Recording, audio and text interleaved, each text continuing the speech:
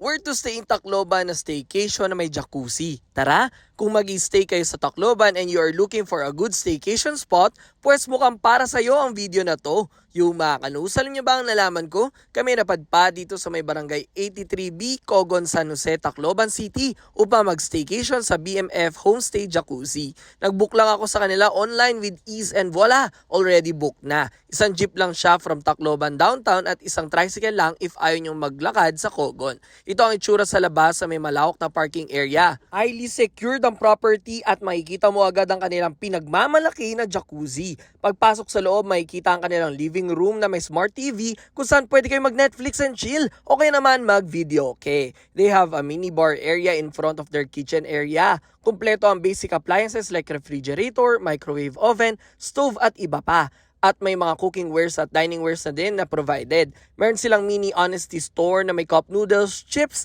canned drinks, soft drinks at wine. Ito naman ang itsura ng kanilang comfort room na may hot and cold shower, toilet and bidet at sink na may aesthetic na mirror. FYI na meron din silang complimentary toiletries and provided towels. Dito naman sa loob ang kanilang bedroom na may queen size bed, closet at side table.